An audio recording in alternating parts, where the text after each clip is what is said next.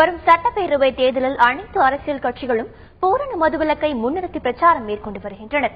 தமிழகத்தில் பூரண மதுவிலக்கு அமல்படுத்தப்பட்டால் பல ஆண்டுகளாக மது உட்கொண்டவர்களை எப்படி மீட்க வேண்டும் என்பதை பதிவு செய்கிறது இந்த செய்தி தொகுப்பு. பல ஆண்டுகளாக மதுவுக்கு அடிமையானவர்கள் அதனை நிறுத்தும் போது உடல் மற்றும் மன ரீதியாக பல பிரச்சனைகள் எழும் என்று கூறுகிறார்கள் மருத்துவர்கள்.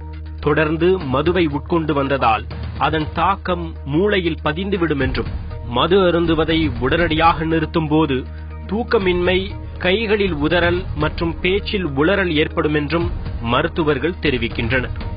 டெலிரியம் ட்ரெமென்ஸ் ஒரு இது வரும். அதுதான் அதுல இருந்து பிரியும் போது, ட்ரிங்க்ல இருந்து பிரியும் போது அந்த ஒரு இது. டெலிரியம் என்ன, இப்ப ஹை ஃபீவர் இருக்கும்போது நம்ம சில சமயம் பேஷண்ட்ஸ் பார்ப்போம், பெனாத்தல் இருக்கும். அதே மாதிரி இந்த ஆல்கஹாலை திடீர்னு நிறுத்தினா ஒரு பெனாத்தல் இருக்கும். ஸோ அவங்க அர்த்தம் இல்லாமல் பேசுவாங்க, குழப்பமா பேசுவாங்க, கொஞ்சம் கன்ஃபியூஸ்டா இருப்பாங்க. அண்ட் ட்ரெமென்ஸ்னா உதறல். ஸோ முக்கியமா கை கால் எல்லாம் உதறும், உடம்பெல்லாம் உதறும். ஒருவர் உடனடியாக மது அருந்துவதை நிறுத்தும் போது சில நேரங்களில் வலிப்பு ஏற்பட்டு உயிருக்கு ஆபத்தாக முடியும் என்று எச்சரிக்கிறார் மருத்துவர் புவனேஸ்வரி ராஜேந்திரன்.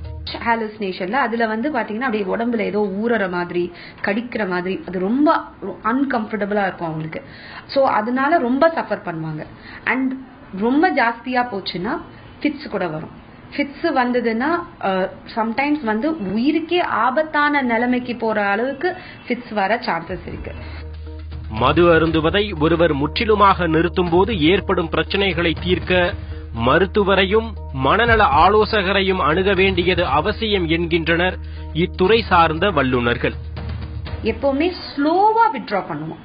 எடுத்தோடனே நாளைக்கே ஆல்கஹால் ஸ்டாப் பண்ணணும் அப்படின்னு ஒரு பல வருஷங்களா ஒருத்தர் குடிக்கிறவர்கிட்ட போய் சொல்லக்கூடாது. அது தப்பான ஒரு அட்வைஸ். அது கொஞ்சம் கொஞ்சமா அதுல இருந்து நம்ம ஸ்லோ டவுன் பண்ணிட்டு அதுக்கேற்ற சில மருந்துகள், அந்த ஆல்கஹால் மேல வர அந்த மெட்டபாலிசம் இது ரீப்ளேஸ் பண்ற மாதிரி பண்ற மருந்துகள் கொடுத்து அப்படிதான் நம்ம வித்ட்ரா பண்ணணும்.